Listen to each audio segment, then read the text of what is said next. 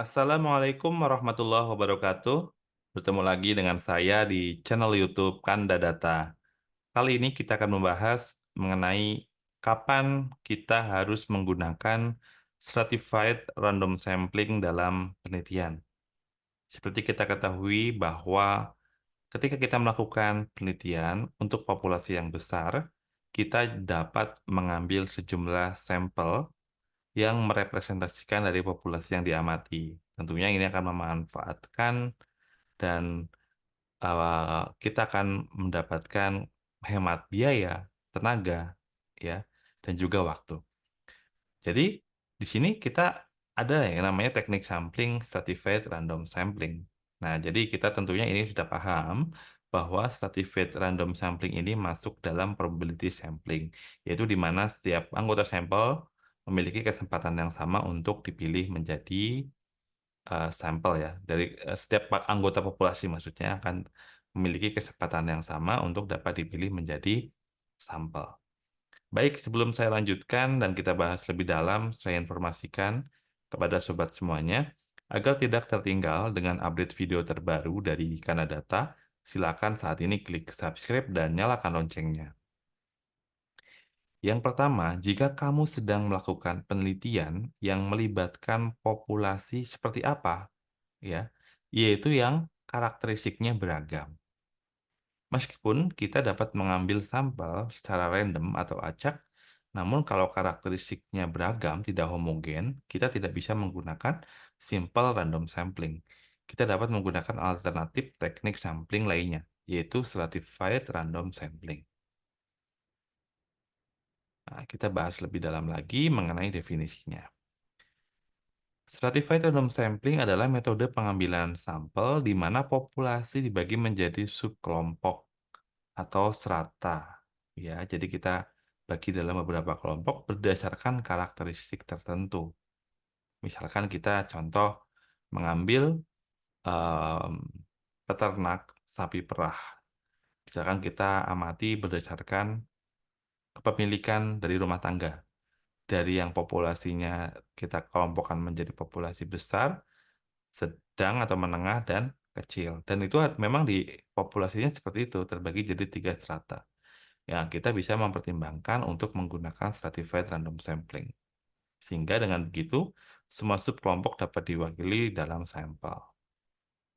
Jadi tujuannya adalah metode ini kita gunakan ketika kita ingin memastikan bahwa setiap subkelompok atau strata dalam populasi kita dapat terwakili secara proporsional. Jadi untuk teknik sampel ini ada yang menyebutnya dengan stratified proportionate random sampling. Terutama untuk populasi-populasi dengan subkelompok yang ini memiliki dampak ya terhadap hasil penelitian kita. Selanjutnya, kapan kita dapat menggunakan stratified random sampling? Nah, di sini yang pertama adalah kita dapat menggunakan stratified random sampling adalah ketika populasinya adalah heterogen. Tentunya kalau heterogen kita tidak bisa menggunakan simple random sampling. Karena dalam simple random sampling itu populasinya harus homogen. Nah, heterogennya ini tentunya heterogen dalam artian terbagi dalam strata, namun setiap strata itu nanti akan homogen seperti itu ya. Dalam hal ini dapat kita garis bawahi bahwa populasi ini terdiri dari subkelompok yang memiliki karakteristik berbeda, ya. Nah, ini kita ambil contoh.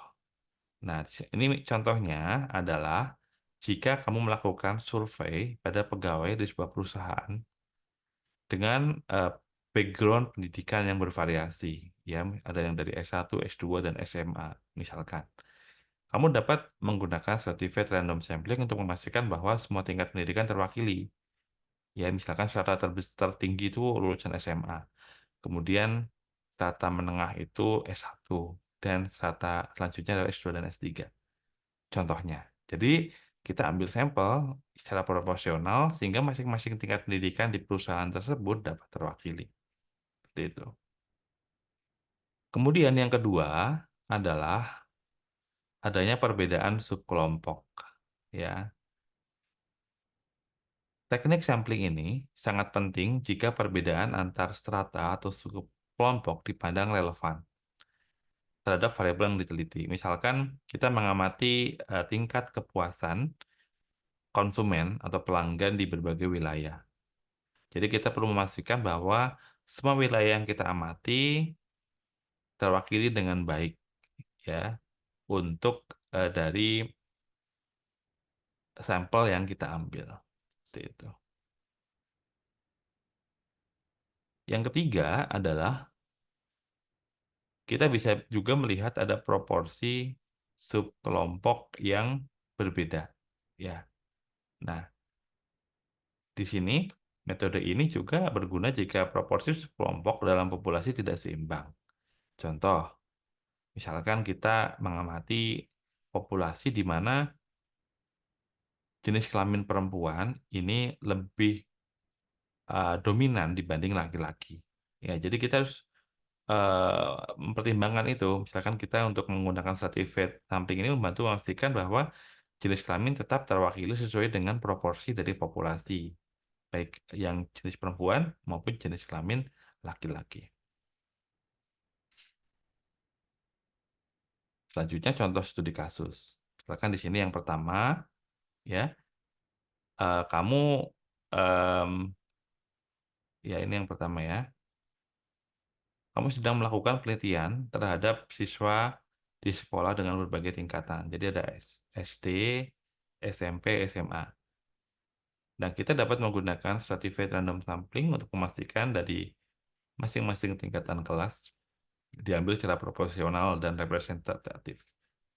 SD, SMP, SMA, kita amati populasinya berapa, kemudian kita ambil sampel secara proporsional. Kemudian yang kedua, kita juga misalkan di bidang kesehatan ya, ini contoh yang kedua, meneliti dampak obat pada pasien dengan berbagai kelompok usia. Misalkan di sini kita kategorikan 18 sampai 30 tahun, 31 sampai 50 tahun, dan 51 tahun ke atas. Kita dapat mengambil sampel secara acak pada masing-masing kelompok untuk mendapatkan hasil yang lebih akurat. Jadi seperti itu teman-teman mengenai stratified random sampling.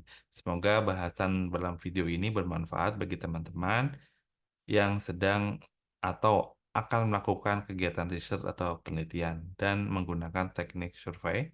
Ini bisa kita gunakan dengan karakteristik seperti yang telah saya jelaskan di video ini. Terima kasih telah menonton video ini. Terus dukung channel ini dengan cara like, subscribe, dan share. Sampai jumpa di video edukasi berikutnya. Salam sehat selalu. Assalamualaikum warahmatullahi wabarakatuh.